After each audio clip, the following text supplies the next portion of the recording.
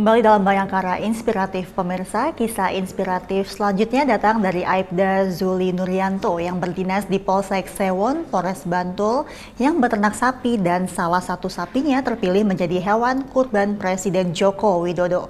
Sapi berbobot hampir 1 ton bernama Satrio Bimo ini dirawat dan dijaga kesehatannya selama proses pemeliharaannya di kandang.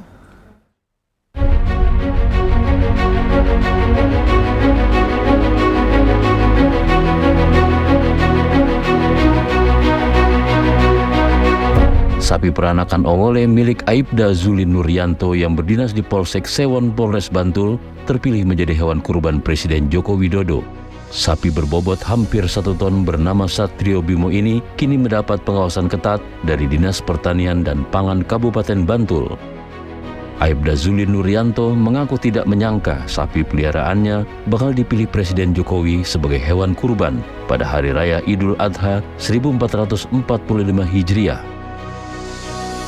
Sapi miliknya yang dinyatakan lolos dan layak baik dari kondisi sapi berat dan kesehatan hewan.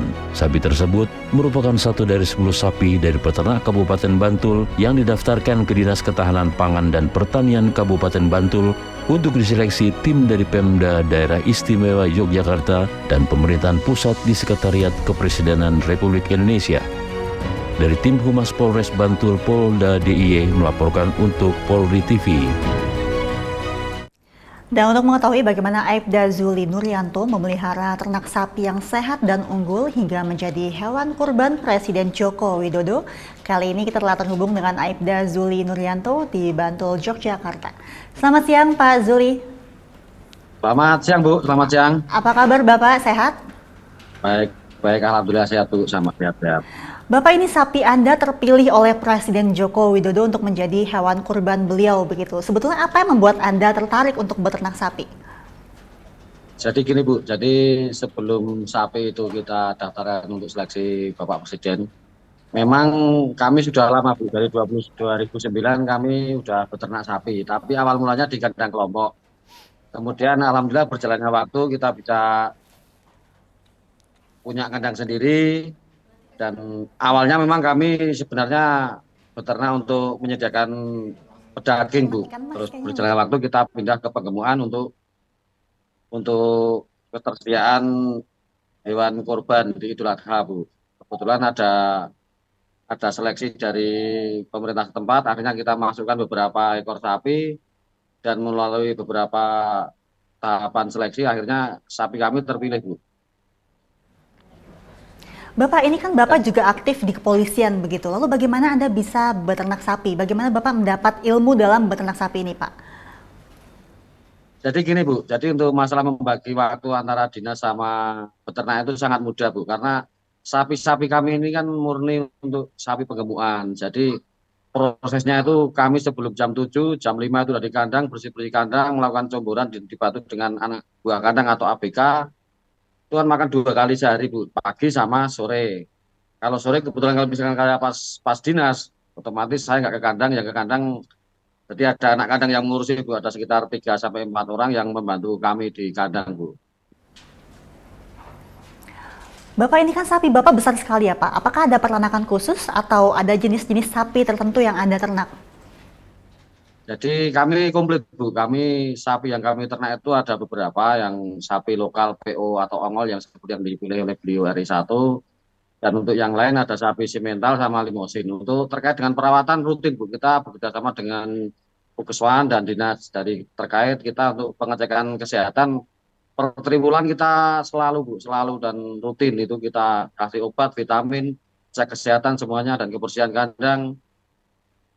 Jadi berkelanjutan Bu, itu perawatan tidak ada yang spesialis sebenarnya, tapi perawatan itu kita sudah bekerja sama dengan dinas dan dari Puskeswan selalu dicek, dipantau kesehatan kami per triwulan Bu. Jadi alhamdulillah sapi-sapi kami semuanya sehat, dan yang terpaling terpenting itu sebenarnya beternak sapi itu terkait dengan kebersihan kandang. Jadi kalau kandang itu kita selalu bersih, vitamin selalu ada dan rutin, itu insya Allah sapi-sapi akan sehat Bu. Jadi kemarin di musim ada PMK itu banyak sekali kanan kiri yang pada sakit dan akhirnya dipotong.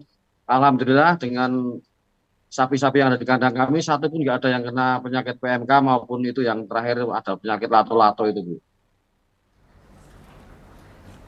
Bapak, selain rumput, apakah ada jenis makanan tertentu begitu yang membuat sapi Bapak itu besar begitu?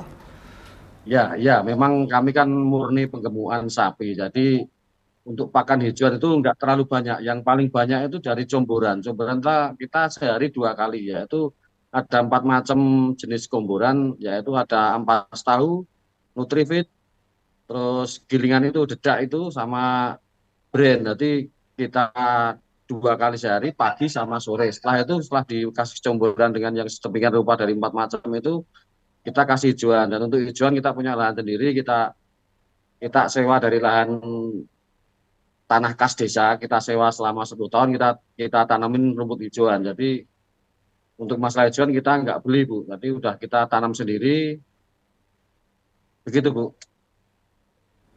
Baik, tadi Bapak juga menyebut bahwa beternak sapi ini cenderung lebih mudah begitu ya. Apakah ada jenis-jenis penyakit atau virus tertentu yang mudah menyerang sapi, Bapak?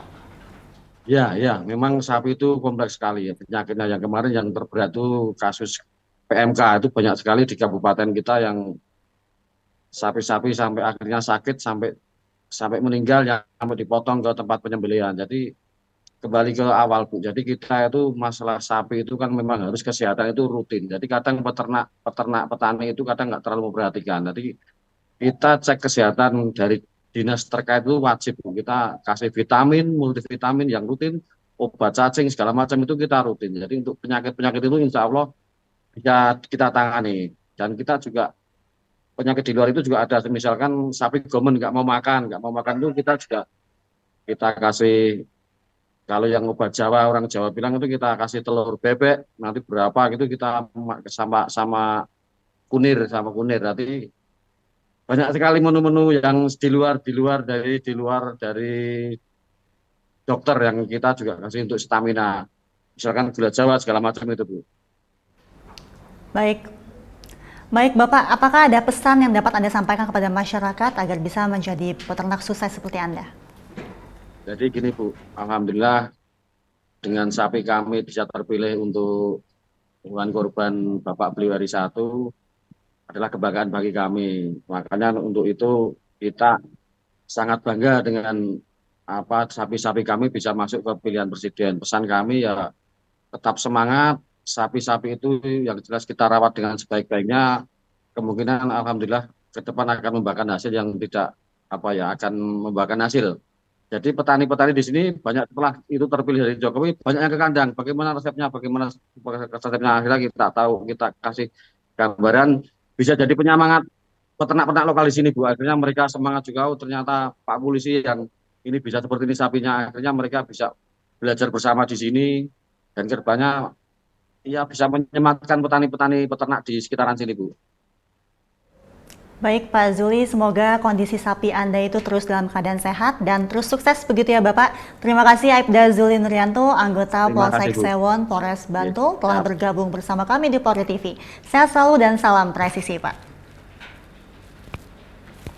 Baik pemirsa, informasi tadi sekaligus menutup jumpa kita di Bayangkara Inspiratif hari ini. Saya Mentari Tanzil, terima kasih atas perhatian Anda dan salam presisi.